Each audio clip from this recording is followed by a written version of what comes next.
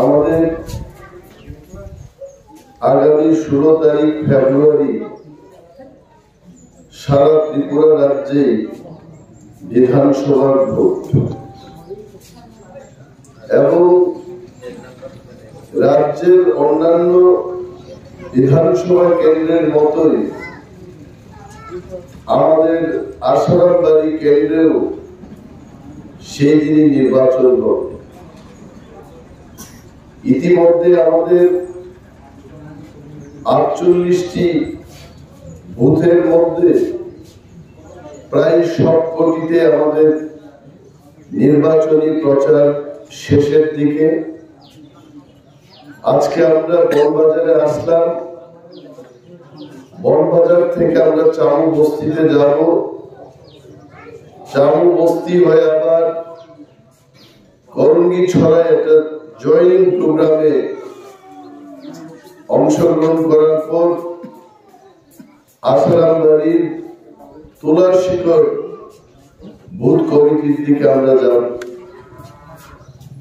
আপনারা গতকাল আশারামবাড়ির ঐতিহাসিক জনসমাবেশ দেখেছেন। ত্রিপুরা রাজ্যে এই পর্যন্ত, এটা মানুষের কথা, এটা আমার কথা নয়, যে এত বড় একটা জনসমাবেশ একটা বিধানসভা কেন্দ্রের ভোটারদের নিয়ে এ পর্যন্ত ত্রিপুরাতে কোথাও কখনো কেউ করতে পারে। এই মহা জনসমাবেশের সাফল্যের জন্য আপনাদের প্রত্যেককে আমি ধন্যবাদ জানাবো। আপনারা জানেন ময়দানে আশারামবাড়ি কেন্দ্রে আইপিএফটি এবং সিপিএম এর প্রার্থীও আছেন। বিশেষভাবে সিপিএম এবং কংগ্রেসের যারা সমর্থক আছেন, নেতৃবৃন্দরা আছেন, আমাদের যারা কংগ্রেস দলের বন্ধুরা আছেন, তাদের কাছে আমার একটা বিনম্র অনুরোধ থাকবে, বিজেপিকে হটানোই যদি কংগ্রেস এবং সিপিএম এর একমাত্র উদ্দেশ্য হয়, আশারামবাড়ি কেন্দ্রে তিপ্রামথা দলেরও বিজেপিকে হটানোই একমাত্র লক্ষ্য। এবং এই কেন্দ্রে কংগ্রেসীরা সিপিএম কে ভোট দিয়ে বা সিপিএম যারা করছেন তারা সিপিএম এর প্রার্থীকে ভোট দিয়ে বিজেপিকে আপনারা হটাতে পারবেন না। কারণ ইতিমধ্যেই ভোট প্রতিযোগিতায় ময়দানে তিপ্রামথা সিপিএম এবং আইপিএফটির চেয়ে অনেক গুণ এগিয়ে রয়েছে। এটা আমার কথা না, আপনারা যারা রাজনৈতিকভাবে সচেতন আপনারা খবর নিয়ে দেখুন। আজকের এই তারিখের দাঁড়িয়ে আমি এটাই বলতে পারবো, মিনিমাম 15,000 ভোটের ব্যবধানে আমরা আমাদের নিকটতম প্রার্থীকে পরাজয় করতে পারবো জনগণের সমর্থন নিয়ে। এই পরিস্থিতিতে দীর্ঘদিন কংগ্রেস এবং সিপিএম এর মধ্যে রাজনৈতিক প্রতিদ্বন্দ্বিতা ছিল, প্রতিযোগিতা ছিল। সিপিএম বনাম কংগ্রেস, বামফ্রন্ট বনাম কংগ্রেস অ্যালায়েন্স, আমরাও কংগ্রেসের অ্যালায়েন্সে ছিলাম। সারা রাজ্যের কংগ্রেসের যারা নেতৃত্ব দিচ্ছেন তারা কেউই আমাদের অজানা অচেনা লোক নয়। বীরজিৎ সিনহা থেকে শুরু করে গোপাল রায়, সুদীপ রায় বর্মন, সমস্ত সম্মানীয় নেতৃবৃন্দরা আমাদের সকলেরই জানা। সবার কাছে আমি অনুরোধ করব, বিজেপিকে যদি হটানোর জন্য আমাদের এই বিধানসভায় যদি জোট গঠন করতে হয়, এই আশারামবাড়ি কেন্দ্রে সিপিএম, কংগ্রেস এবং তিপ্রা মথার মধ্যে লিখিত কোনো জোট না থাকার ফলেও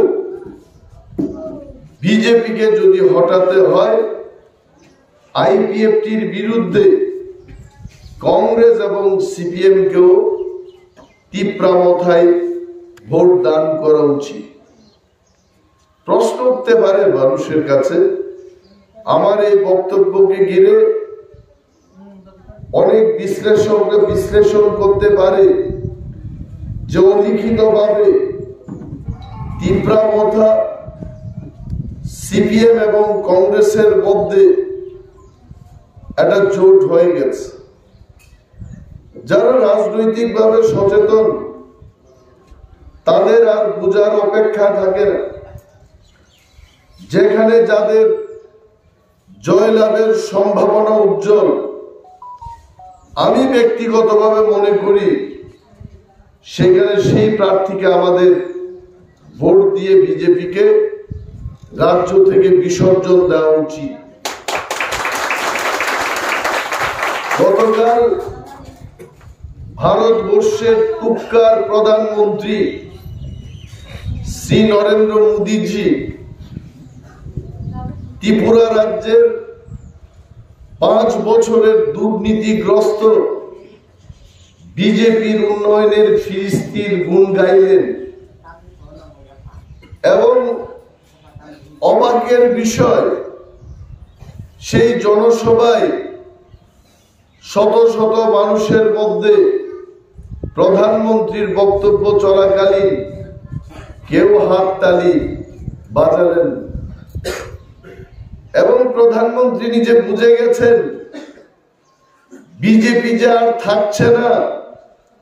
আগামী 16 তারিখ ত্রিপুরার মানুষ বিজেপির বিরুদ্ধে ভোট দিয়ে বিজেপিকে আরো 50 বছর অন্তত ত্রিপুরায় আর যেন আসতে না পারে তার জন্য বিসর্জন দিয়ে দেবে। সেই দিন ভারতবর্ষের প্রতিরক্ষা মন্ত্রী, প্রতিরক্ষা বলতেই তো বনবাজার চামবস্তির লোক, আপনারা প্রতিরক্ষা শব্দ এটা ভালো করে আপনারা বুঝবেন। আপনাদের এই এলাকা, আমাদের এই এলাকা ভারত এবং বাংলাদেশের সীমান্তবর্তী একটা এলাকা। দেশকে রক্ষা করা, অন্য রাষ্ট্রের থেকে দেশকে বাঁচানো, তার জন্য ভারতবর্ষের একটা মন্ত্রক আছে।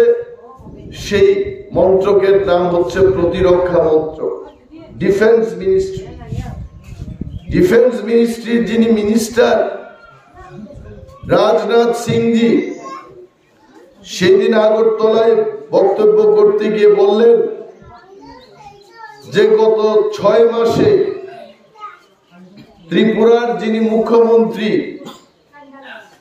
ডক্টর মানিক সাহা, উনি একজন সৎ ব্যক্তি এবং ওনার এই 6 মাসে ত্রিপুরা রাজ্যের অনেক উন্নয়ন হয়েছে। আমি মনে মনে ভাবলাম, তার মানে বিজেপি এবং বিজেপির উচ্চ পর্যায়ের যারা শীর্ষস্থানীয় লিডাররা আছেন তারা স্বীকার করেছেন যে পূর্বতন মুখ্যমন্ত্রী বিপ্লব দেব অসৎ ছিলেন, উনি অনেস্ট ছিলেন না। এটাই তো কথা। বলছে যে ডক্টর মানিক সাহা উনি সৎ ব্যক্তি, তার মানে বিপ্লব দেব একজন অসৎ ছিলেন। এটা আমার কথা না, এটা রাজনাথ সিংজির কথা। তারপরে উনি আরো বললেন যে এই 6 মাসের মধ্যে ত্রিপুরাতে অনেক পরিবর্তন এসছে, তারপরে বিপ্লব বাবু কিছুই করেন, এটা প্রমাণ করেছে। আজকে আমি একজন প্রার্থী হিসেবে আপনাদের কি করতে পারি, আপনাদেরকে শুধু স্মরণ করিয়ে দিতে পারি ত্রিপুরার বিজেপিরা 2018 সালে মানুষকে কি প্রতিশ্রুতি দিয়েছিল এবং সেই প্রতিশ্রুতির মোতাবেক তারা 5 বছরে মানুষের জন্য কাজ করেছে কিনা? দিন মজুরি করে যারা খান, শ্রমিক মেহনতি মানুষ, যেটা বামপন্থীদের স্লোগানের মধ্যে থাকে, দুনিয়ার মেহনতি মানুষ এখন, আমিও তো মেহনতি মানুষ, আমারও কিছু নাই। বামপন্থীদের স্লোগান কখনো কখনো খুব ভালো লাগে, লড়াই লড়াই লড়াই চাই, লড়াই করে বাঁচতে চাই। লড়াই তো করতেই হবে, কিন্তু সঠিক জায়গায় লড়াইটা হওয়া উচিত। মেহনতি মানুষের জন্য বিজেপিরা বলেছে যে রেগার মজুরি 340 টাকা করে দেবে, মুখেই বৃদ্ধি করেছে আর কাজে কিছু করেনি। এটা মনে করবেন, মনে রাখবেন আপনারা। তারপর বলেছে যে বার্ধক্য ভাতা এটা 2000 টাকা করা হবে, খুব ভালো কথা। 4 বছর রাজ্যের বৃদ্ধ এবং বৃদ্ধাদের ভাতা তারা বৃদ্ধি করেনি। 4 বছর বাদে 1,34,000 বার্ধক্য লোকেদের ভাতা কেটে ওই টাকা দিয়ে কিছু বৃদ্ধদের ভাতা 2000 টাকা করেছে। এখন আবার তারা তাদের সংকল্প পত্রে বলেছে এই 2000 ভাতা 5000 টাকাই নিয়ে যাবে। মনে রাখবেন বন্ধুরা, যে 1200 টাকা থেকে 2000 টাকা করতে বেটারার 4 বছর লাগলো, আর 2000 থেকে 5000 করতে এটা মনে 15 বছর লাগলো। এই ভাতার দরকার নাই আমাদের, এই ভাতার কোনো দরকার নাই। ত্রিপুরার মানুষকে শুধু ঠকানো। একটা জিনিস আপনারা লক্ষ্য করবেন, আমাদের রাজ্যে 1/3 মানুষ তারা যুব অংশের মানুষ। 18 বছর থেকে 35 বছরের মধ্যে রাজ্যের 1/3 মানুষ তারা আমাদের যুববন্ধু, যুবক যুবতীরা যাদের কর্মক্ষমতা আছে, কাজ করার ক্ষমতা আছে, চাকরি করার ক্ষমতা আছে। তাদের কি হবে? তাদের ভবিষ্যৎ কি হবে? ভারতবর্ষের প্রধানমন্ত্রী গতকাল যখন আমবাসায় বক্তৃতা করছিলেন, তখন আমাদের ত্রিপুরার 1/3 মানুষ যুব বন্ধুরা প্রধানমন্ত্রীর দিকে তাকিয়েছিলেন যে আমাদের যুবকদের সম্পর্কে উনি কয়েকটা কথা বলবেন, কিন্তু একটি কথা বলেন না। গত 8 তারিখ যখন তাদের সংকল্প পত্র বেরিয়েছে, আপনারা পড়ুন সেটাকে।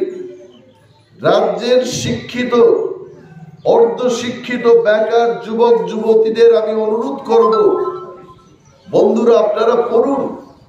সংকল্প পত্রে আপনাদের কোনো উল্লেখ নেই, আপনাদের চাকরি দেওয়ার কোনো উল্লেখ নেই, আপনাদের জন্য কর্মসংস্থানের কোনো উল্লেখ নেই, নাথিং। তারা বলছে যে ত্রিপুরার রাজ্যের উন্নয়নকে আরো ত্বরান্বিত করতে বিজেপিকে ভোট দিতে হবে। দেশের প্রধানমন্ত্রী, আমি মোদিজিকে দৃষ্টি আকর্ষণ করে বলবো, উনি একটা সাংবিধানিক ক্ষমতায় বসে ত্রিপুরা রাজ্যে এসে কতগুলো অসত্য কথা বলেছে, এবং সে অসত্য কথার মধ্যে উনি বললেন যে আগরতলা বিমানবন্দর সেটাকে আন্তর্জাতিক বিমানবন্দর করার কাজ এবং তার স্যাংশন নাকি বিজেপির সরকার করেছে। আপনারা দেখেছেন পূর্বতন মুখ্যমন্ত্রী মানিক সরকার, উনি গতকাল একটা সাংবাদিক সম্মেলন করে বলেছেন যে আন্তর্জাতিক বিমানবন্দর করার জন্য ডক্টর মনমোহন সিং যখন প্রধানমন্ত্রী ছিলেন তখনই তার অনুমোদন হয়েছে। এটা বিজেপিদের করা অনুমোদন নয়। তারপর আরো বলেছে যে ত্রিপুরা রাজ্যে 8টি ন্যাশনাল হাইওয়ে, এই ন্যাশনাল হাইওয়ে কাজ নাকি বিজেপিরাই এটা স্যাংশন করে ত্রিপুরায় পাঠিয়েছে। পূর্বতন মুখ্যমন্ত্রী মানিক বাবু পরিষ্কারভাবে বলেছেন যে সেই 8টি ন্যাশনাল হাইওয়ের যে কাজ, এইটাও উনি যখন মুখ্যমন্ত্রী ছিলেন, ডক্টর মনমোহন সিং প্রধানমন্ত্রী থাকাকালীন এই কাজের স্যাংশন করিয়ে ওনারাই এনেছিলেন। কিন্তু আমবাসায় দেশের প্রধানমন্ত্রী গতকাল যে বক্তব্যটা করেছেন সম্পূর্ণ অসত্য কথা বলে উনি মানুষকে ঠকানোর চেষ্টা করেছেন। এইটুকু বলতে পারি, এইবার বিজেপিরা যাই করুক, বিজেপিরা যাই বলুক, 700 কোটি টাকা না 7,000 কোটি টাকা নিয়েও যদি ঘোরাফেরা করে ত্রিপুরার মানুষ তাদেরকে বর্জন করবে, তাদের আর ভোট দেবে না। মানুষ কিছু চায় না, বাইক বাহিনীর তাণ্ডব থেকে নিজেকে বাঁচাতে চায়। আর বাইক বাহিনীদের তো আমরা আমন্ত্রণ করেছি, আসুন আপনারা আসারামবাড়ি কেন্দ্রে আসুন, আমরা বাইক বাহিনীকে কামান বাহিনী দিয়ে আমরা প্রতিরোধ করবো। আপনারা আসুন, মুখোমুখি হন। আপনাদের বাইকে কেমন শক্তি আছে আমরা কামান দিয়ে দেখাবো। অসত্য কথা বলছি না। মানুষ যদি আমাদের প্রতি বিশ্বাস রাখে, এই বাইক বাহিনীকে 1 ঘন্টার মধ্যে মুড় ঘুরিয়ে দিতে পারবো আমরা। আমাদের সেই শক্তি আছে। ত্রিপুরা ত্রিপুরায় কোনো জাতি গোষ্ঠী বা কোনো ধর্মীয় অংশের মানুষের বিরুদ্ধে না।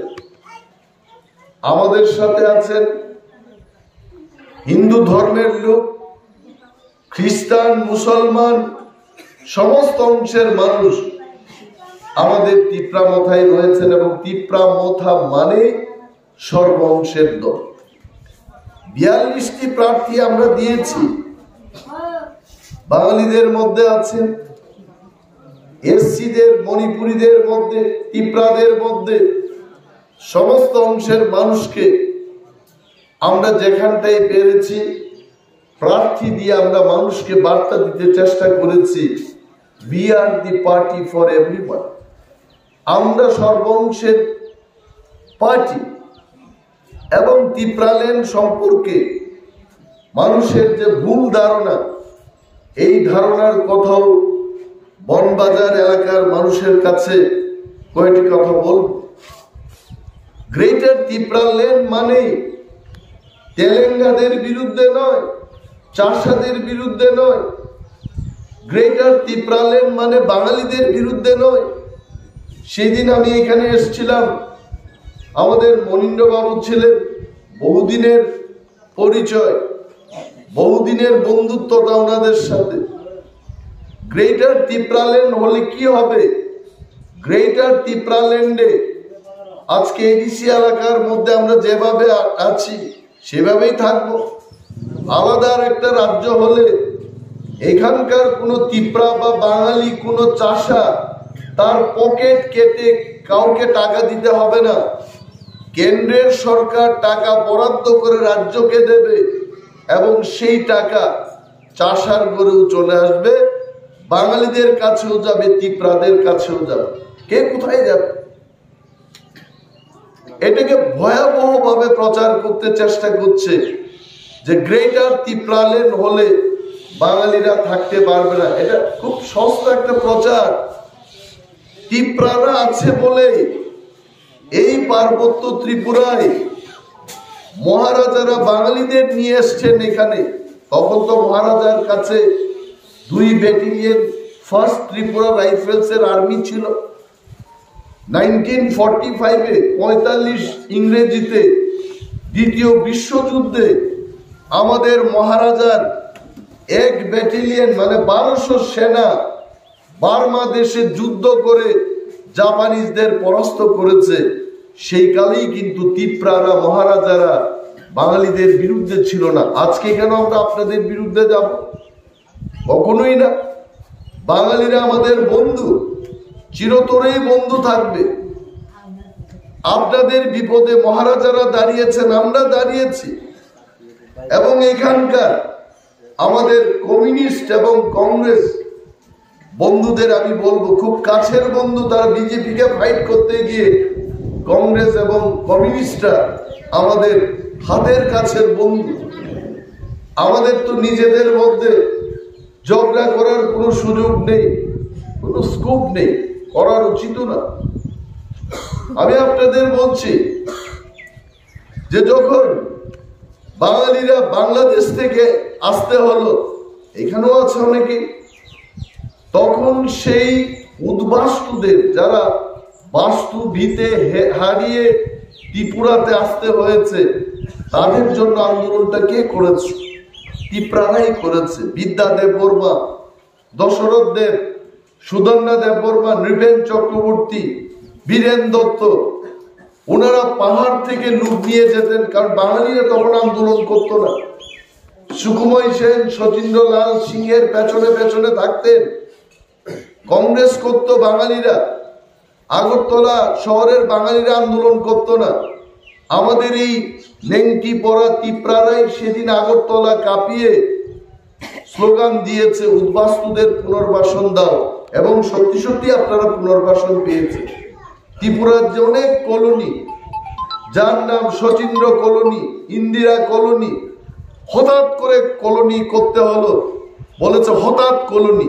ত্রিপুরার যে অনেক কলোনির নাম আছে হঠাৎ কলোনি। কাদের আন্দোলনে এটা হয়েছে? তিপ্রারাই আন্দোলন করেছে।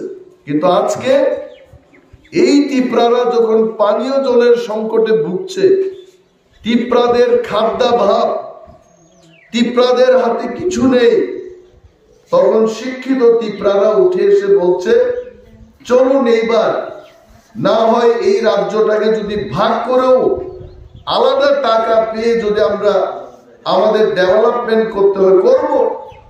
কিন্তু এখানে তো তেলেঙ্গা, চাষা, বাঙালিদের বাদ দিয়ে আন্দোলন করা, উন্নয়ন করা, এই কথা আমরা কখনোই বলবো না, আজকেও বলছি না।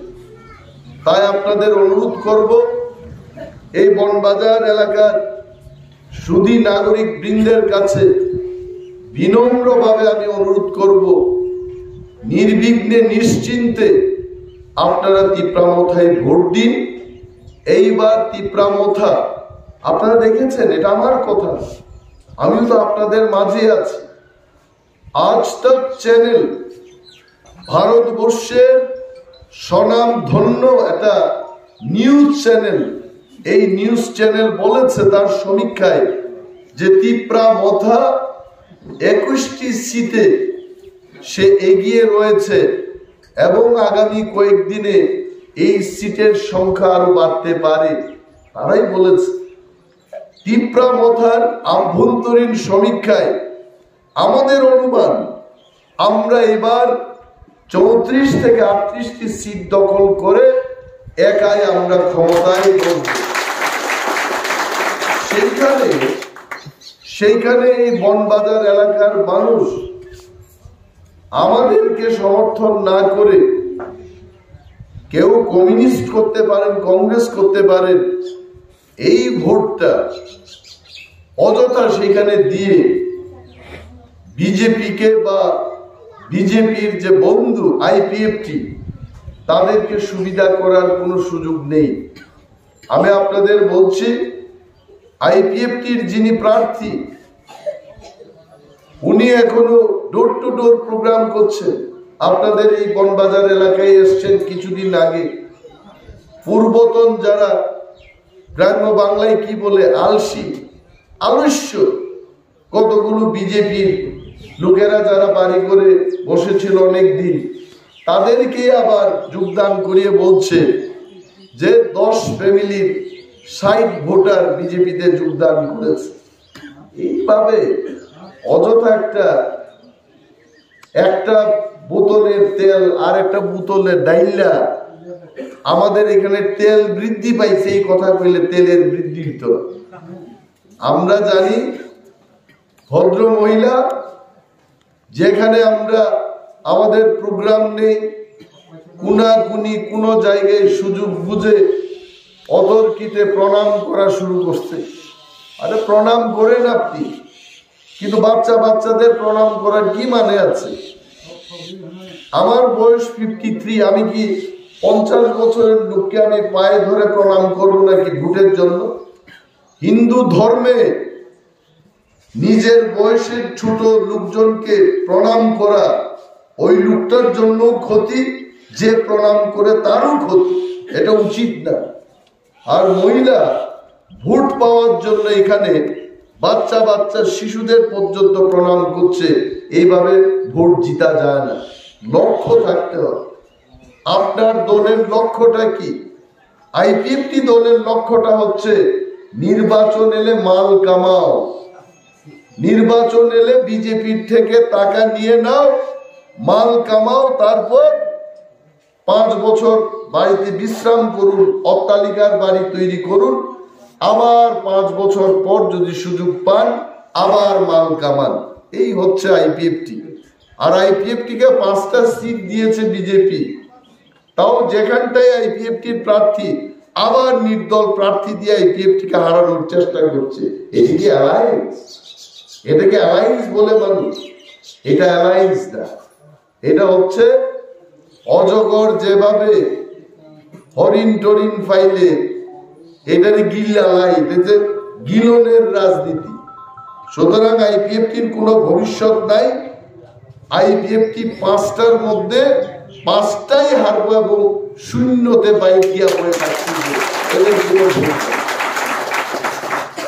চলুন এবার অনুরোধ রাখবো আপনাদের আনারস সিম্বলে আপনারা ভোট দিন এবং এলাকার দায়িত্ব নেওয়ার জন্য আমি আপনাদের এখানে আসলাম। মানুষের নানা সমস্যা থাকতে পারে, পানীয় জলের সমস্যা থাকতে পারে, রাস্তায় ঘাটের সমস্যা থাকতে পারে, গরিবদের ঘরের ব্যবস্থা নেই, তাদের ঘর পাওয়ার একটা সমস্যা থাকতে পারে, বেকার যুবক যুবতীদের চাকরি পাওয়ার ব্যাপার থাকতে পারে। এই সমস্ত ব্যাপারগুলো as a candidate, as a প্রার্থী, নির্বাচিত প্রতিনিধি হিসাবে যা করা ভারতবর্ষের সংবিধানের ভেতরে থেকে সবটা দায়িত্ব পালন করার জন্য আজকে এখানে এলাম এবং আপনাদের অনুরোধ করব, এই এলাকার প্রতিটি গণতন্ত্র প্রেমী, শান্তিপ্রিয় মানুষ, সম্প্রীতি যারা ভালোবাসেন, সবাই আনারস সিম্বলে ভোট দিয়ে টিপ্রামথা এবং আমাকে জয়লাভ করাবেন। এইটুকু বলে আমি আমার সংক্ষিপ্ত আলোচনা শেষ করছি। টিপ্রামথা লং লিভ, ভোবাগ্রা লং লিভ।